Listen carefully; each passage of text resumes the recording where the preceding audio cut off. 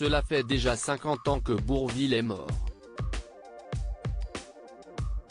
En septembre 1970, le comédien a rendu son dernier souffle après une bataille contre un cancer de la moelle osseuse qu'il avait caché à tout le monde pour une raison émouvante.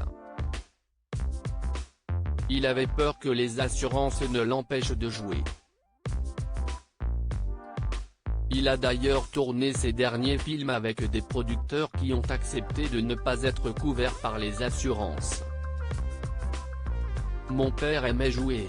Et tant qu'il tournait, il avait l'impression qu'il pourrait échapper à la mort, confiait son fils, Dominique Rimbourg, dans les colonnes du Parisien.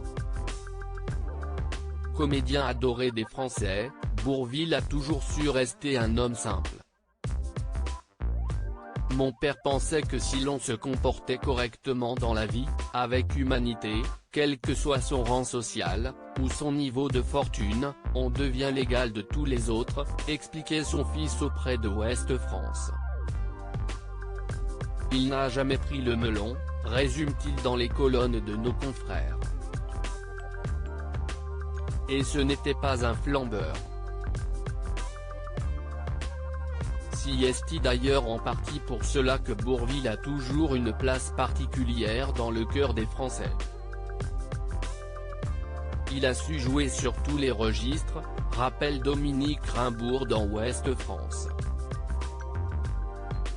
Je me dis que tout cela reste frais dans la mémoire et pour toutes les générations.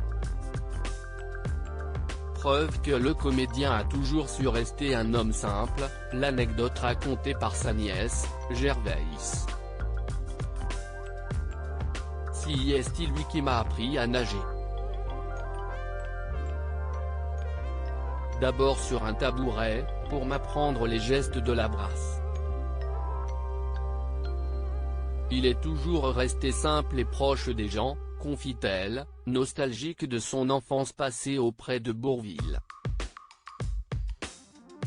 Dans l'intimité familiale, il était tendre et monsieur tout le monde, se souvient son fils. Bourvil était d'un naturel extrêmement gai, il protégeait sa vie de famille. Il surveillait nos études et il ne nous laissait pas faire les imbéciles. Il fallait être correct, continuait-il. Dans Le Parisien déjà, il se souvenait avec émotion de son enfance passée auprès de Bourvil, c'était un bourreau de travail.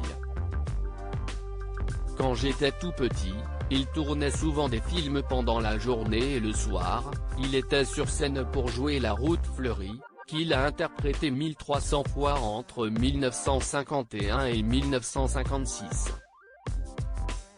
Mais il était présent à la maison quand même, il prenait des vacances avec nous, on allait chaque été dans notre maison de campagne des Yvelines et chez ses parents à Bourvil. Comme à l'écran, Bourvil était un homme heureux. Il aimait rire et était d'un naturel extrêmement gai, racontait-il encore.